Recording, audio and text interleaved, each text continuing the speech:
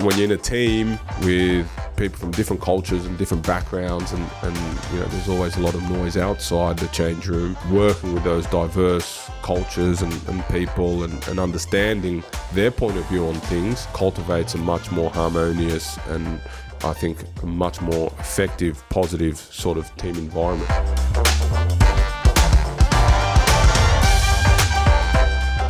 Welcome to episode 161 of Be The Drop, a weekly interview podcast sharing stories from people who inspire and motivate others to help you learn how to tell your story.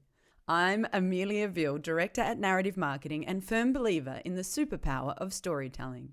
As an elite team sport athlete, the ability to work together in an effective team is critical for success.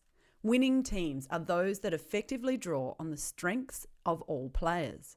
Bruce Djite is the Director of Football at Adelaide United after retiring from a successful international soccer career. Bruce represented Australia 9 times for the Socceroos. He also served as a member on the Professional Footballers Australia Executive Committee for more than 4 years and scored a total of 41 goals in 151 games with Adelaide United. In today's episode of Be The Drop, Bruce discusses the skills he's learnt playing in teams with diverse cultures and the value multiple perspectives add to effective teamwork. He also shares his tips on the importance of honesty and managing expectations in order to communicate effectively. This is Bruce's version of Be The Drop.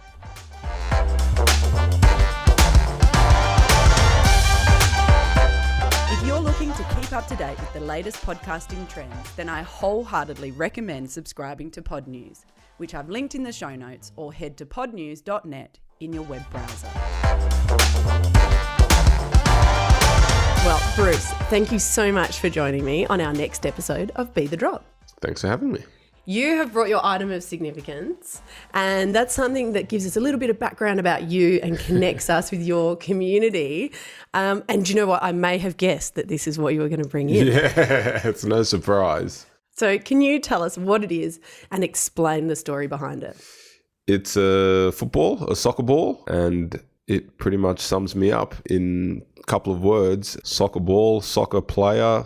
Soccer is, what I'm probably best known for and has been a massive part of my life ever since I was 6 or 7 years old and running around kicking a ball all the way till I was about 32 and retired. Yeah, I can't imagine my life without the beautiful game, hence why I brought that ball. And so you mentioned then you retired from playing actively, but you're still involved with football, yes? Yes, definitely. So I'm the Director of Football at Adelaide United Football Club, professional Australian football club for those that may not know. So like I said, it's been such a massive part. The game's been such a massive part of my life from a young kid with hopes and dreams and kicking the ball around in the little cul-de-sac where we used to live, all the way to playing in big stadiums all over the world and playing against some of the world's best players representing my country, to being an executive committee member on the Players Union Board, the PFA, to now in another off-field capacity being the Director of Football and sitting on the other side of the fence with a lot of players that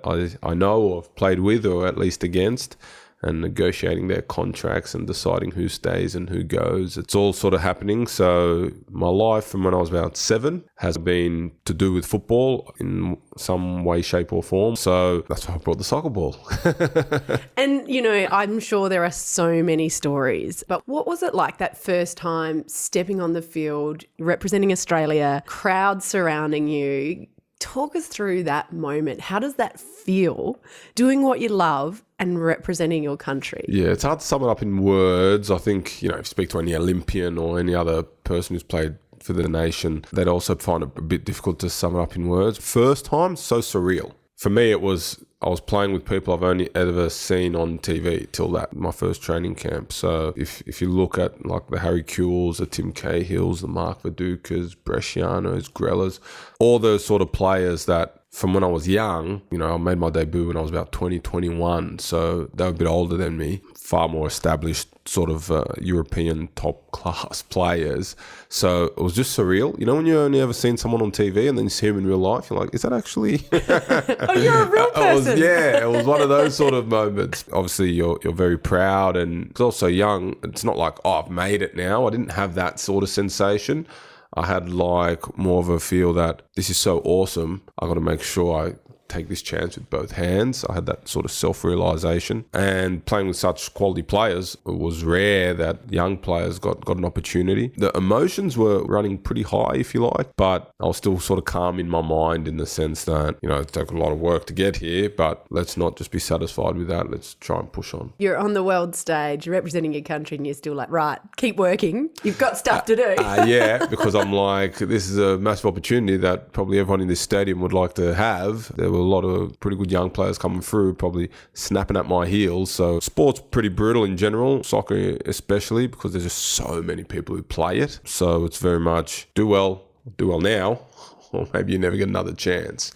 So I always had that in the back of my mind. It's interesting because, to me, I think there's a lot of parallels between sport and business, and being successful in either one requires a lot of dedication, a lot of effort. Even when you're at the top of your game, you've still got to keep that focus, keep the work. It's not like then you can step back and ride the wave. Exactly. So I find a lot of synergies between sport and business as well, whether it's, leadership, teamwork, all sort of buzzwords I know today, but that's all I've ever known, But I definitely think people who have played at an elite level, especially in a team sport, those that transition into business or banking or some of these sort of more corporate world roles are really well equipped. I definitely think sports people have that edge. If they're relatively intelligent, then having that edge of teamwork, working with people from different places, diversity, leadership and all those sort of qualities, being able to bounce back and everything, real attributes that sports people can harness and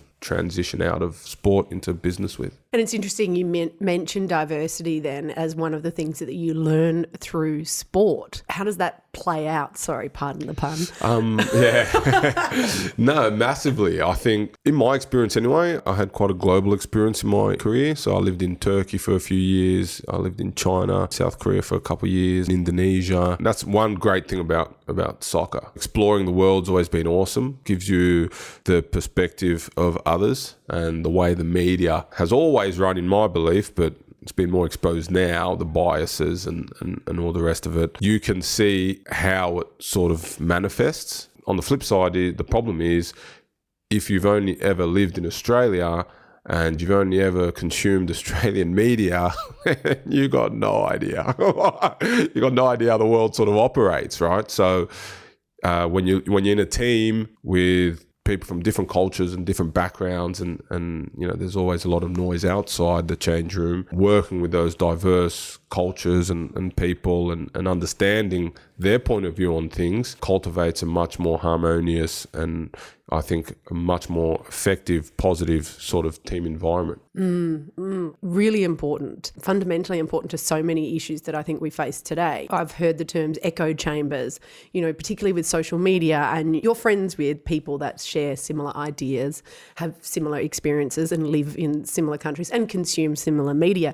So then your thoughts and ideas get echoed back to you. So the more you hear them back, then the more right you think you are. Yeah, then they think they're validated. So, what you're talking about, really stepping outside of those bubbles, putting yourself, in someone else's shoes or trying to try a different lens on is so incredibly important. So it's a matter of trying to turn that around and open those conversations and listen more, even if their voice is not loud. Yeah, I think listening, and I think everyone tries to do the right thing. You got to be talking to the right individuals as well. And at Adelaide United, though, you're running programs trying to encourage, diversity and getting a whole range of different kids involved. Tell us about some of those programs. So I've been back since June, played here for a while, quite a number of years, but the last 18 months, so even before I arrived, the club really started to try to get more involved in the community.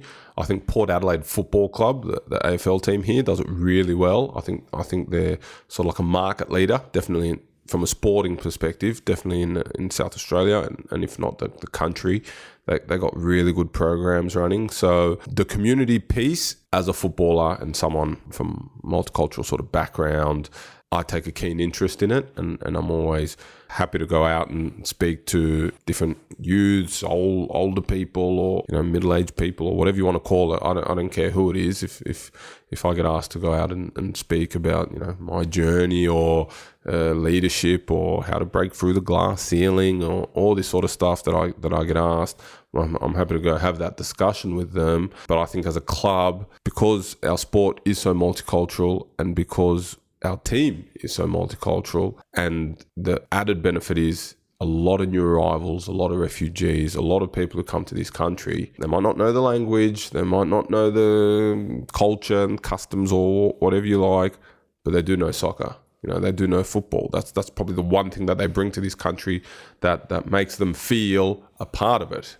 So as a club, if we can get players more involved out in the community, if we can run programs that helps maybe new arrivals attend school more often, that can have a positive impact on bullying. Whether that's an issue at schools, which then has a flow-on issue on education and mental health, and all the sort of research pieces are there to explain it.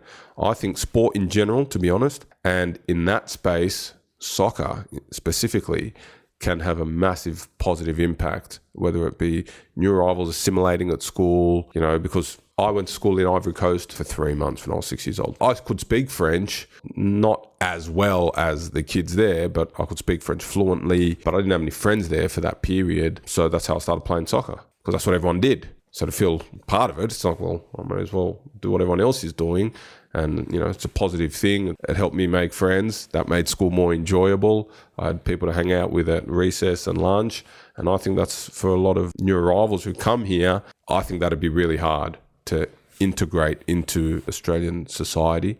Sport can play a massive part. The benefits of sport, Port Adelaide have shown through their Indigenous programs and all different programs, just sort of the cut through and, the positive feedback that they get from different schools and different communities. And that's a space where Adelaide United, going forward, it's something we're putting a much sharper laser focus on. And it's interesting, isn't it? And you've really touched on this, the power of sport. Oh, it's massive. And from a personal perspective, the personal benefits it can provide, health, well-being, but also as a uniting force, bringing people together, even if, whether it's on the field or as a crowd, people that may not see eye to eye on certain issues will unite in supporting their team. Definitely. And their country and the sport in general. And what is it? What is it about sport that gets people so passionate? With soccer, they just love the game. It's unbelievable. It doesn't matter what's happening in the political sphere or in their home country. If you got an international tournament, if you got the World Cup, countries that tend to have conflict have to play against each other. I can guarantee you that before the game, they'll take a united photo and shake hands, and after the game, they'll shake hands and exchange jerseys.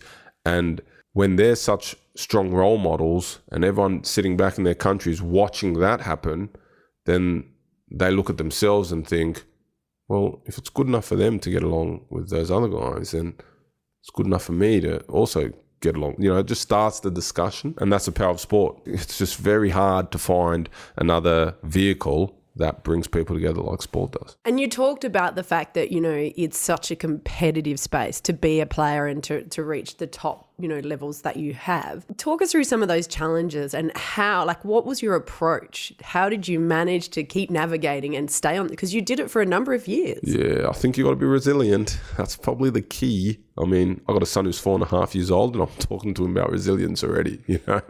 I'm like, you always got to try, always try hard. I had a coach who once told me, if you shoot and miss, you don't miss. It's when you choose not to shoot for fear of missing, that's when you really miss. You miss your chance. I think it's important to always try. People are afraid of failure sometimes, so they don't try as hard. Always try your best, and you got to stay resilient. You got to roll with the punches. Things are going to be good, things are going to be really bad. You always got to just try keep on an even keel. Probably the most important thing is controlling the voice in your mind. If you can control that voice in your head, then you're going to be okay. You miss a pass, negative thought. You score a goal, positive thought. You miss a shot, negative thought. Should I run there? Should I do this? That voice is constant when you're playing. voice is always there, even now when I'm talking, right? But it's really constant when you're playing a game. I remember an agent sent me it was this piece about quietening your mind. It was more for tennis players, because they were saying, there's a lot of players that at match point never had a double fault all game, double fault, or have match point, lose that game, end up losing the whole game. They say a lot of that is mental. You start to doubt yourself. Am I good enough? Do I deserve to be here? Do I deserve to win? So if you can control that voice in your head, shut it up sometimes, then that can help you and help you persevere and stay resilient and all the rest of it. Along your journey, is there any sort of key challenge that you had to get over that sort of stands out, or is it more just that constant requirement? I think it's a constant requirement. There's more challenging times than others, but if you apply that same sort of formula, whether the hurdle's low or the hurdle's really high, you tend to be able to jump it. Quitting isn't really an option. So there was no sort of key moment, if you like, that's coming to the front of my mind at the moment. It's funny because I remember when I was young, I was lucky. Social media wasn't that big when I started. Got a lot bigger as I got later on in my career, but by then you got the experience, you got thick skin, you know what it takes. Whereas now, it's probably similar to kids at school, it can really manipulate and shape people, not for the better, generally. That's another hurdle that players or professional sports people are going to have to contend with, but it shouldn't be used as an excuse as to why they lack any resilience or driving sort of force to be better. And it's interesting you mentioned there, the requirement to have thick skin as you got older and more experienced. Is that because you would get a lot of negative feedback? If the game went wrong, are you personally attacked? How does that? Full on.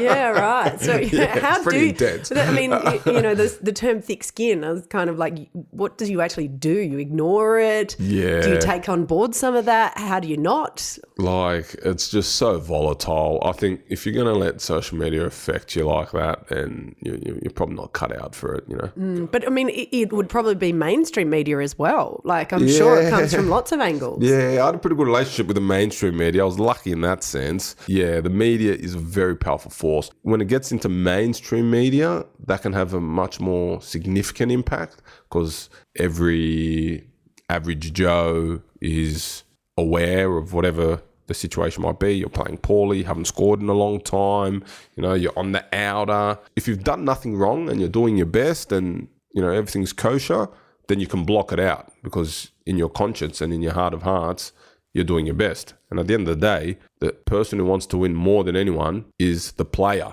and the team. And then it's probably the staff because that's their livelihoods, and then it's the fans, because they can still wake up in the morning and go to work and nothing's really changed for them, but they don't have as much pride in their team as they may have had before. The fans do have a right to have their opinion, everyone does.